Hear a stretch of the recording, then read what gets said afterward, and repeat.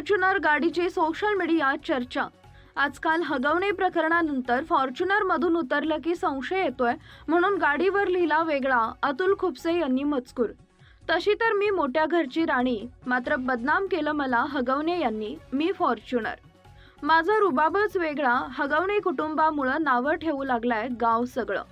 अतुल भाऊंनी मला रोखीत विकत घेतलाय, पण हगवणेमुळे फॉर्च्युनर जातीला लोकांनी धुतलंय, हा गाडीवर मजकूर लिहिलाय। वैष्णवी ताईला मी पहिल्यांदा भावपूर्ण श्रद्धांजली वाहतो।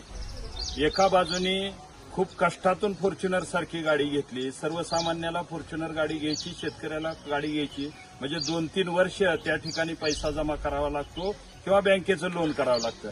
अशा परिस्थितीत एवढी चांगली गाडी घेतलेली फॉर्च्युनर सारखी गाडी, पण फॉर्च्युनर बदनाम झालेली आहे। बदनाम होण्याचं कारण आहे हगवणे कुटुंब। हगवणे कुटुंबामुळे बदनाम झालेली फॉर्च्युनर जिथं जिथं आम्ही कार्यालयात जाऊ, वेगवेगळ्या गावाला जाऊ, ज्या ज्या ठिकाणी एखाद्या हॉटेलवर जरी उतरलं तरी विचारलं जातं की फॉर्च्युनर तुमची आहे का सासऱ्याची आहे, सासऱ्याकडून घेतली का बळजबरीनं सासऱ्याकडून घेतली का तुम्हाला दिली।